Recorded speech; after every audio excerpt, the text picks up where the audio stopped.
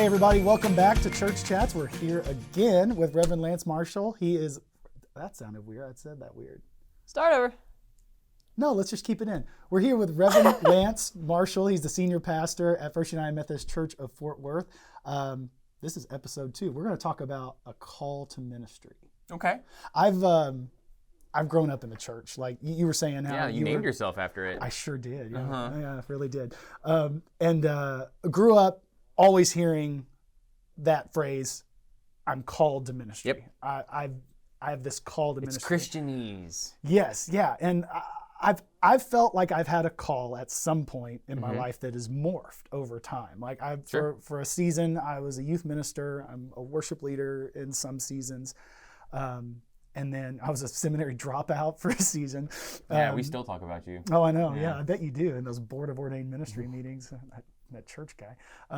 But I've always been inspired by your vision story. Every time that you've told it, it gives me goosebumps when I hear it, because I think for me and for lots of people, they don't necessarily have this vision. This like, oh, I'm supposed to be doing this.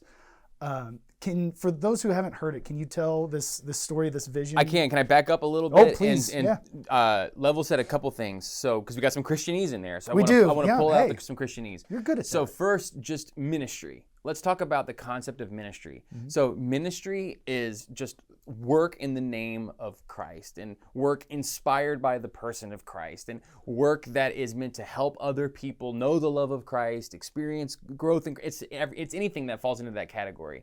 And so that's just something that all Christians are included in doing. Every Christian has a ministry, and your ministry is the overlap of where you are in life, your gifts, your passions, your abilities, and what people around you need, right? Your ministry always leans into your gifts, how God made you to be, etc., right? Someone with your kind of gifts is going to be called into a ministry that emphasizes them. So has nothing to do with where you get your paycheck, with your affiliation with the church, etc. So in addition to ministry, there's also vocational ministry. And vocational ministry means your paycheck is tied to your ministry. So that doesn't mean it has to be at a church. You know, you can be a person who is a children's minister at a church, and so not only are you in ministry, but that is your vocation. A teacher or a nurse or a doctor or a counselor, or so many of these helping professions are also really great examples of it's a vocational ministry.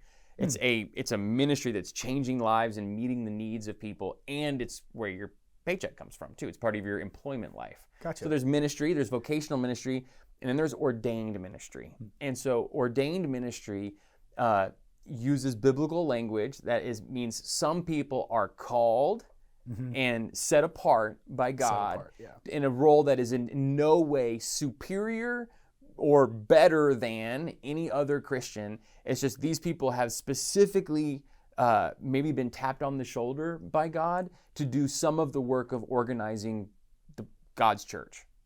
And it's the work of actually serving logistical leadership in the church itself. So that's ordained ministry.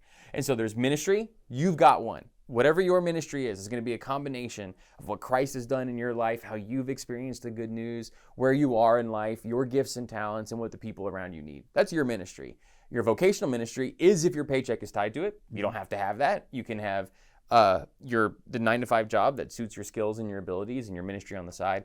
And then some people are called to ordained ministry. So one of the things that I do when I'm in the position of talking to people who are trying to work through their call in life is make sure they understand that no one of those is superior or better than the other. So that being said, ordained ministry is what you're kind of, I think, alluding to a little bit. For your call specifically. For my call specifically.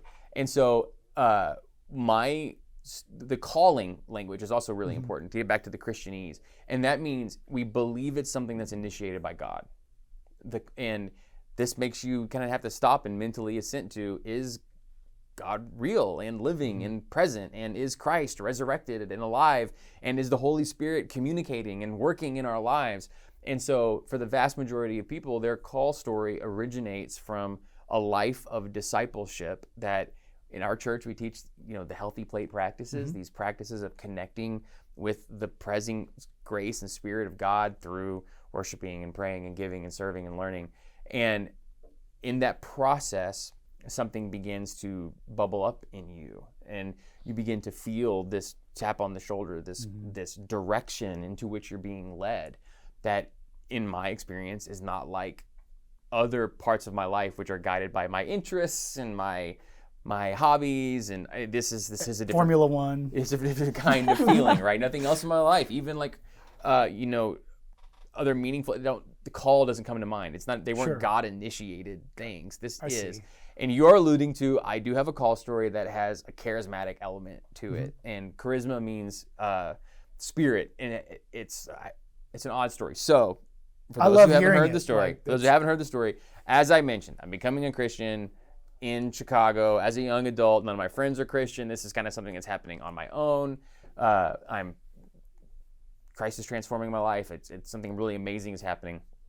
I'm at that time working as the manager of a fine wine and spirits boutique. Lovely. In Chicago. It was a very cool store. It kind of specialized in carrying really interesting things that you couldn't find at big stores and things like that. And so I was doing a lot of teaching classes, and I was in the fine wine and food world in Chicago in my early 20s. It was a very romantic time. Ooh, you're fancy. Very fancy, yeah. If you ever need someone to explain, the different varietals in Côte d'Aron, wines or something like that, I'd be happy to do it. I don't even know what that means. So, yeah, happy to help you. If you ever need a food and wine pairing, just come talk to your pastor, I guess. I'd be happy to help you. I have professional experience. Yeah.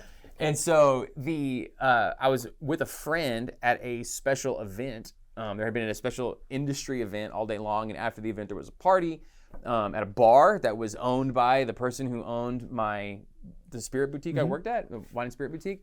And I was visiting with a customer there who was about the same age as me. I'm in my early 20s. He's in his mid 20s. And we were just having conversations about what we want to be when we grow up. Yeah. And because you're not grown up. We're not grown up. No, not yet. And I'm still not grown up. And even though we were about the same age, I had kind of a mentoring relationship with him. I was always wanting to have big picture conversations with him. And so I was asking him about all these, where do you envision, what are your passions, your gifts, etc. And then so he turned around and asked me, what about you? What do you want to be when you grow up? And so this is where the story has a charismatic element to it. I have a vision. And so it's right then and there. Yeah, right then in that moment. Yeah. So I'm at a bar hanging out with a friend, which is a not unique experience for me in my early 20s. Sure. And I have a vision. And so I can see, as if it is in front of me, a vision of looking through my own eyes. In this vision, I am wearing a robe, I am wearing a stole, I am preaching, I am speaking to a congregation, and it's a historic congregation. There's wood, I specifically remember wood pews and a balcony. I very specifically remember seeing a balcony in the vision. And at that point in my life, I've never attended a church with a balcony before or anything along those lines. But I'm preaching. I'm a preacher. Yeah. And so meanwhile, I'm, becoming a Christian in, not secret's not the right word, but no one cares in my circle. No one else is a religious person. I certainly haven't talked to this customer friend of mine about it, but I have this vision, and I don't know how long it lasts. It's not really, I can't really recall. He's not standing there. He's not standing there 30 minutes later shaking my, you okay? I remember it, I think it was within the flow of a reasonable conversation. And I remember saying, I think I'm going to be a preacher. And for him, we've never talked about this. This isn't relevant. And his response is, I think you'd be a really good preacher. And then we just go on our day, right? And then we just go on out for the rest of the evening, and that was the end of the conversation. And from that moment on, in my heart, in my vision of self, my understanding of self, what's my purpose in life, where does fulfillment lie, where does spirit, where am I going in this existence, in this life? That's always been a part of it. From that, so it went from 0 to 100% in the sign of that moment. And then yet I still had a hard time completely trusting in that, because I'm not a charismatic person. I don't raise my hands above my belt in church, right? It's kind of hard to believe. One of the things I've experienced in the lives of people who've experienced miracles is they have a hard time trusting in the miracle that they saw. People, that happens in the Bible all the time. People see a miracle, and what do they want to see? The proof. Another miracle. Yeah, give me more. They prove it. Make sure I didn't just imagine that. Yeah.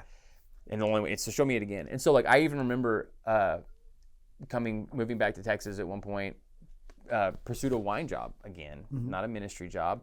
At one point I was trying to become a teacher. And it was fascinating. You'd be a great teacher. Maybe you think? Yeah, I hope so. If this preaching thing doesn't work out, it's on the table, right? And so I remember wanting to become a teacher, and like every door was shutting for like alternative certification programs. I was getting like not accepted to any program, et cetera, and like every door was opening to ministry in like fantastic ways. People I didn't know were calling me up and offering me opportunities to get engaged in church, and it was really remarkable. So anyway, I go down this path. I end up becoming appointed in the ordination process to serve at the First United Methodist Church of Fort Worth. And one of the things they do is they had me do was inviting me to come and preach that service because they're introducing me as a new clergy person who's going to be doing a new work. And so this is my first. I've preached before. I've been part of preaching at my previous church as a lay person. They were letting someone who's new in ministry get some chances. But this is my first chance as ever Reverend Lance Marshall. Yeah. It's my first time to wear a robe. It's my first time to wear a stole. There's a picture of this too. Don't we have a picture? There's a picture, yeah. We'll flash it up here on the podcast so everybody can see it. And so I step up, and there's the vision, and there's the pews, and there's the wood, and there's the people, and there's the balcony, etc. And so, what does that mean? I don't know. I don't know that it means that I'm supposed to be the pastor of this church forever, right? I don't know. You're the pastor of this church now. Pastor of this church. It has the biggest thing that has done to me, because having the vision enough was, and feeling that persistent call, not just that one time only, but the persistent call that was initiated in that moment.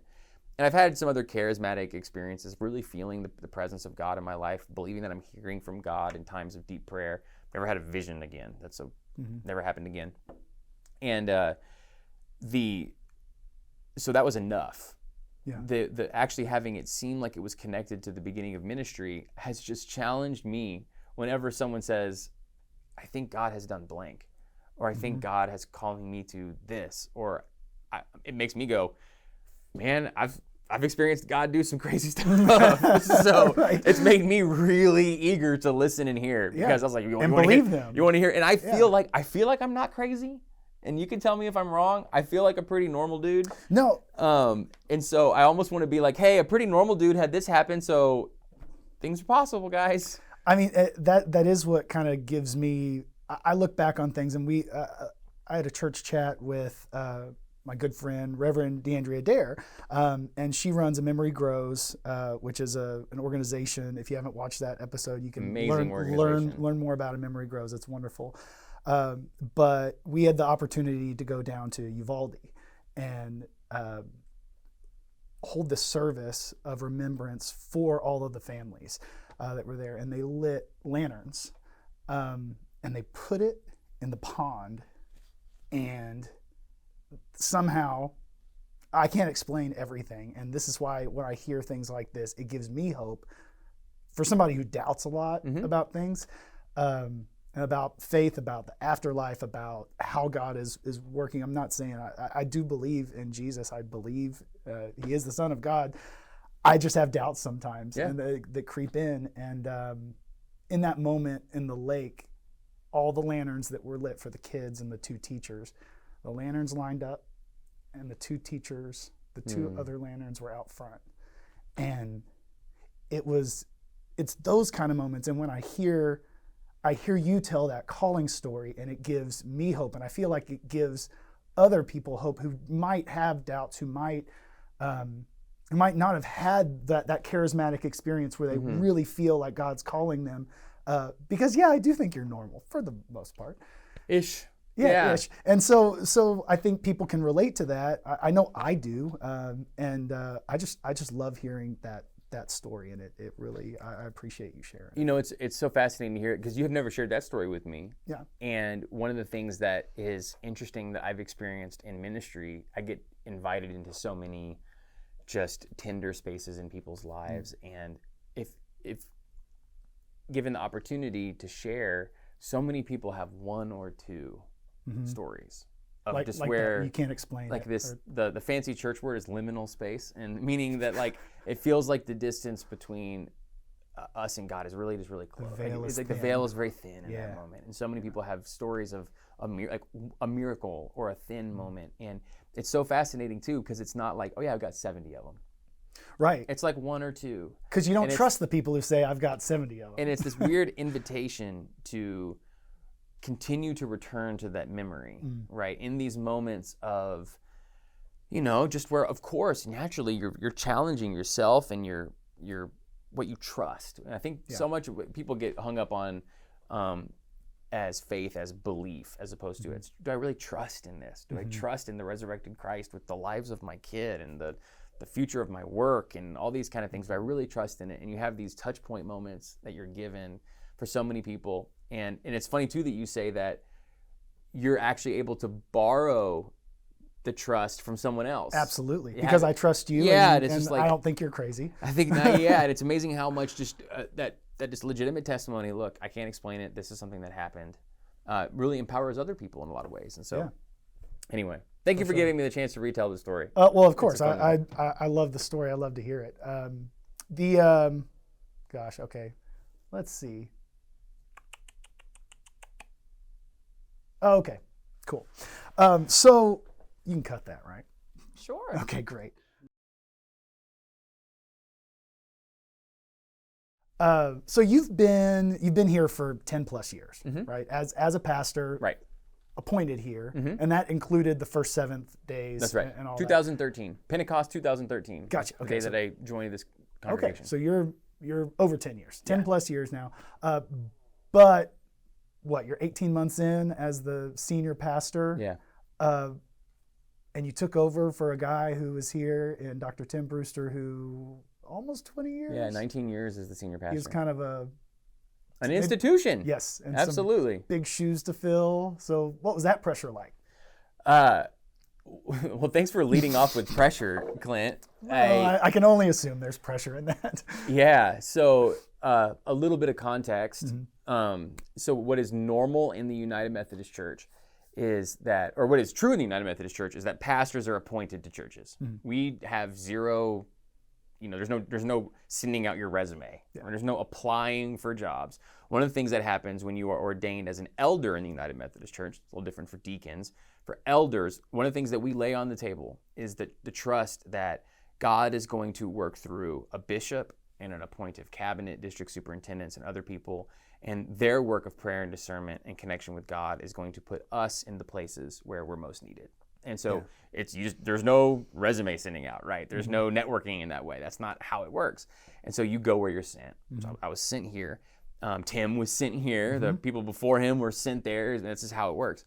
And so what is typical is that when a pastor retires, another pastor from elsewhere in the United Methodist world will be appointed to the church.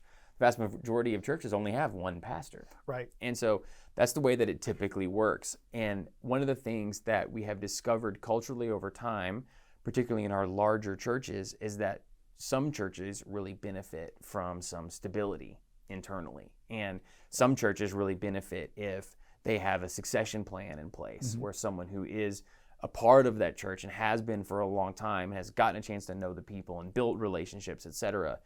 Some churches can benefit from that. Right. And so when Tim, about 5 or 6 years before he was ready to retire, he was thinking long term, started conversations with the bishop and the people that are empowered with those kind of responsibilities to say, we think that you need to consider that for First United Methodist Church in Fort Worth. And ultimately, I was the person that they selected as the person that they wanted to succeed Tim as a senior pastor. And so for about 5 years, there was a lot of work of preparation. Sure. And this is a different kind of job, a different kind of responsibility.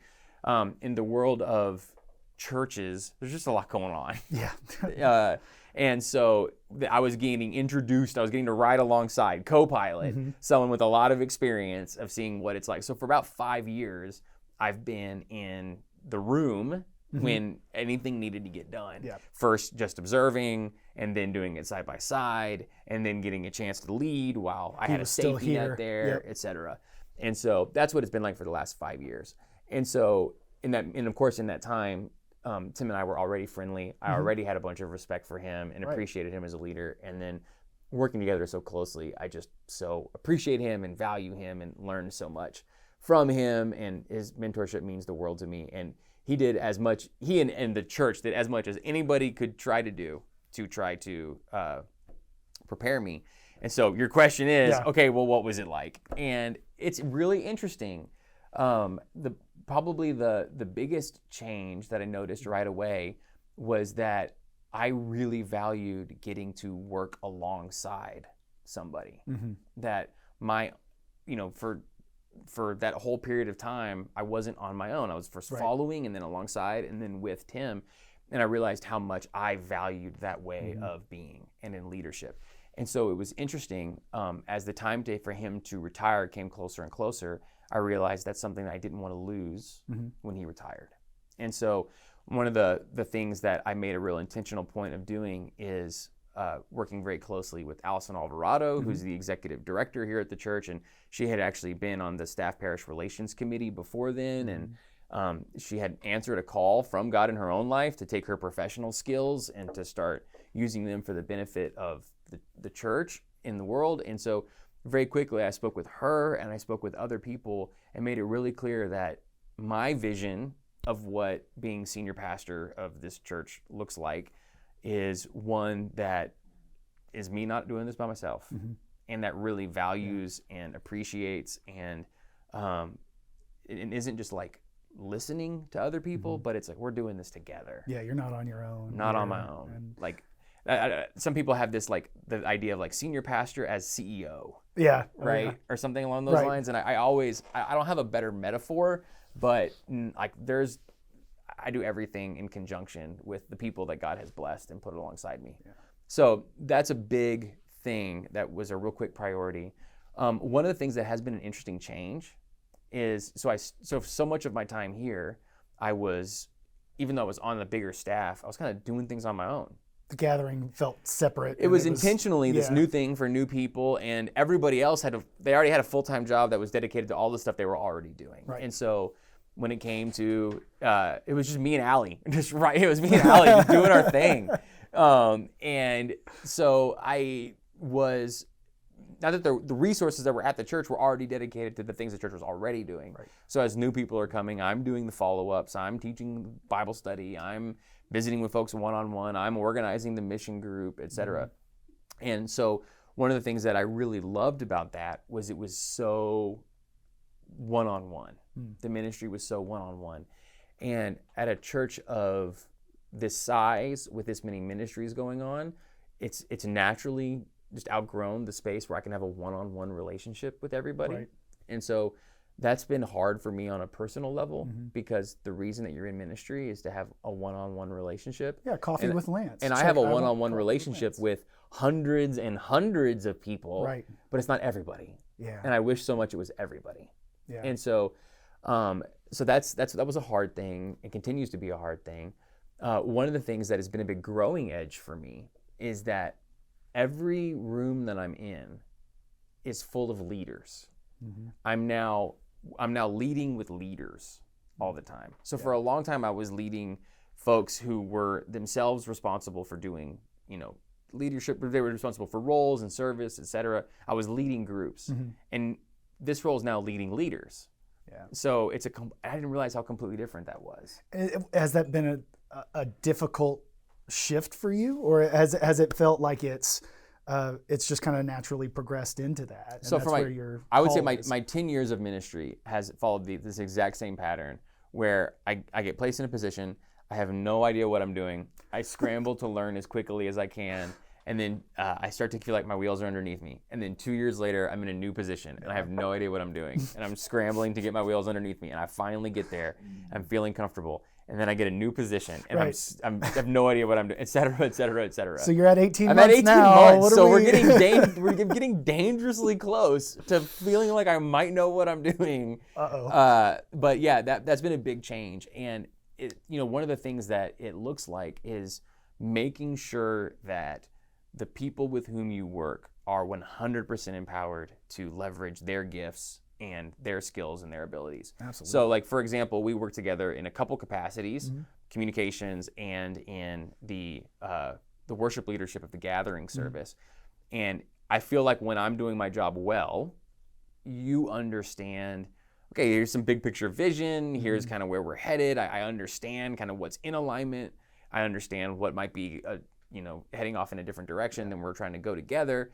But I feel like I can do my job.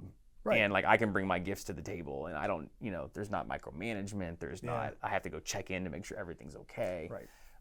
I feel like when I'm doing my job well, that's what other people feel like. I feel like when I'm not, they feel more confused. Like you're micromanaging. Or I've made it harder, or been unclear, or things along those lines. Sure. And so that's been a big change. So one of the things I think that Tim did exceptionally well was make sure that people felt like they belonged, and they were valued, and they were listened to, and that the church as a whole, not just the senior pastor, but the people here were authentic and genuine.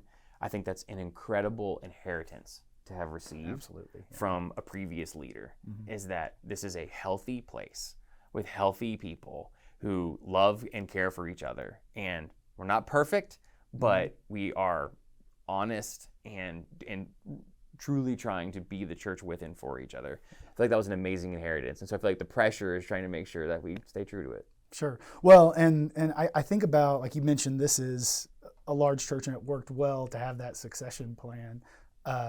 But in so many other United Methodist churches, that's just, whether it's not, you don't have the resources, or you don't have a staff of a bunch of different pastors where you have that succession plan in place. So often that pastor either retires or they're moved and placed somewhere else, and then they don't have that inheritance of a healthy church. Maybe that pastor was moved for a reason, and then this new pastor has to come in and kind of clean up everything. But it sounds like Tim kind of set you up for knocking it out of the park. Another way to look at it is we were co-workers in leadership for 5 years. Right, so inside the side-by-side. Side-by-side. So, I mean, I was on the hook for any problems too, right? I didn't get to take a pass and say like, oh, it was the other guy. I mean, like we were together. And that's one of the things that when people were, very understandably and reasonably so, and say like, well, what's Lance's vision? What's Lance's direction? And my answer was the one we're already on, because I've been a part of these meaningful conversations for years, and so there is no big left turn coming, right? Yeah. I love the direction in which we're headed, and I'm excited for that. So yeah, I'm hoping that the church experiences that as a lot of continuity, and if you don't like it, put it in the comments. Tag Clint and let him know. Mike Marshall at MyFUMC. Or Allie. You wanted all those comments you said? Send them to Allie. Yeah, Allie. She'll love it. Allie Starnes, you can find her. Well, cool. Well, I think this is another good time to take a break. Thank you for talking about your calling. And I know, it's not always easy being vulnerable to talk about those things, and especially on camera. So thanks, Clint. But I really appreciate it. So we're going to come back. We're going to talk a little bit about fun things like family and kids and dogs and all the fun meaty stuff. The meaty stuff, the good stuff. Stay tuned. We'll see you in a minute.